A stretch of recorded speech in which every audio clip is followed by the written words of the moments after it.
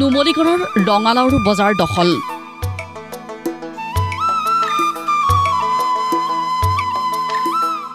ট্ৰাকে ট্ৰাকে ৰঙালাওৰ ৰপ্তানি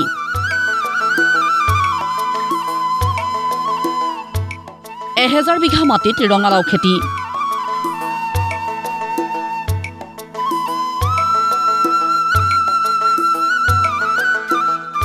এয়া নুমলীগড়ৰ মিঠাম চাপৰিৰ দৃশ্য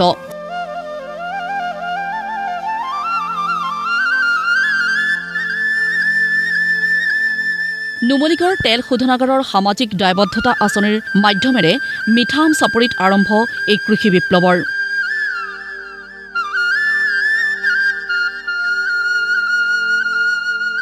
প্ৰায় 1200 টন ৰঙালাও উৎপাদনৰ লক্ষ্য নিৰ্ধাৰণ কৰা হৈছে তেল শোধনাগাৰৰ বিশেষ কৰ্তব্যৰত বিষয়া এয়া মিণ্টু সন্দিকৈৰ চেষ্টাতেই হাঁহি বিৰিঙিছে অঞ্চলটোৰ যুৱকসকলৰ মুখত কাৰণ এই প্ৰণালীবদ্ধ খেতি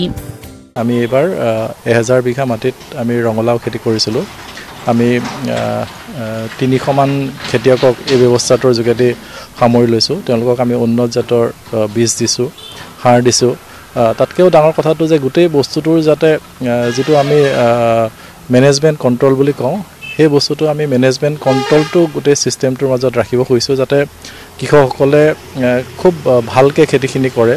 তেওঁলোকৰ যিখিনি সুবিধা অসুবিধা হয় সেইখিনি যাতে আমি সময়মতে নিৰূপণ কৰিব পাৰোঁ লগতে তেওঁলোকৰ যিটো প্ৰডাক্ট যিটো উৎপাদন সেইটো যাতে বজাৰৰ লগত আমি লিংকেজ কৰিব পাৰোঁ আমি সেইকাৰণে কলিকতা বজাৰখনক টাৰ্গেট হিচাপে লৈছোঁ সকলো শিক্ষিত যুৱক মুঠ সদস্যৰ সংখ্যা প্ৰায় 300 জন উন্নত মানৰ বীজ যোগানৰ পৰা কীটনাশক দৰৱ যোগানলৈকে সকলো দায়িত্ব লৈছে শোধনাগাৰ কৰ্তৃপক্ষই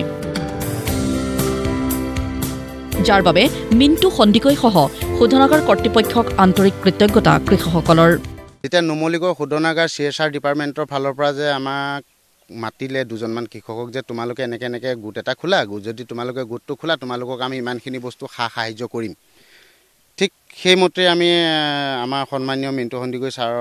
নেতৃত্বত আমি কাষ্টমাৰ চেণ্টাৰ নামেৰে এটা গোট এটা খুলিলোঁ গোটটো খোলা প্ৰথম বছৰ আমাক ট্ৰেক্টৰ এখন দিলে তাৰপিছত আকৌ দিলে পাৱাৰ টিলাৰ দিলে তেনেকৈ যিজন খেতিয়কে মানে এবিঘা মাটি খেতি কৰি আছিলে গৰু হালত ট্ৰেক্টৰখন পাই পেলাই আপোনাৰ ধৰক সেইজন মানুহে 10 বিঘা মাটি খেতি কৰিব পৰা হ'ল সেই আজি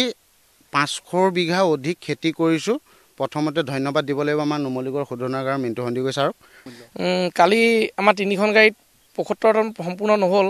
মানে 74 টন কিমান কুইণ্টেল হ'ল আমি মানে সদায় ৰেটটো চেঞ্জ হৈ থাকে কালি আমি যিটো পঠিয়াইছোঁ আমি 5 টকাৰ দৰতে আমি পঠিয়াইছোঁ এইবাৰ অকণমান বজাৰখন ডাউন কলিকতা সেইকাৰণে আমি 5 টকাৰ দৰত পঠিয়াইছোঁ হয়তো আৰু পাছৰখিনি উঠিব প্ৰত্যেক বছৰে আপ ডাউন হৈ থাকে গতিকে আমি সেইকাৰণে এইবাৰ অকণমান ভাল হ'ব বুলি আশা কৰোঁ প্ৰডাকশ্যন খুব ভাল এইবাৰ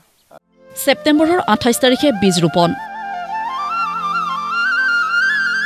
আৰু এতিয়া এই ফল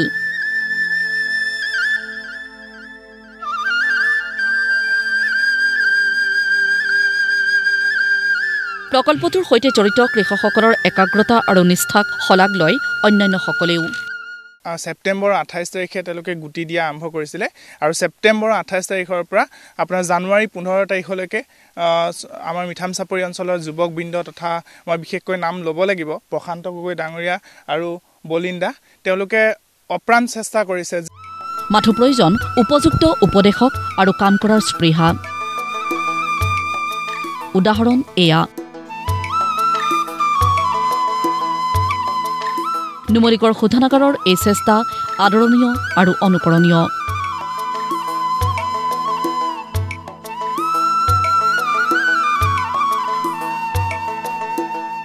ভিডিঅ' জাৰ্নেলিষ্ট কৈলাশৰ সহযোগত গোলাঘাটৰ পৰা মুস্তাক হুছেইনৰ ৰিপৰ্ট প্ৰতিদিন টাইম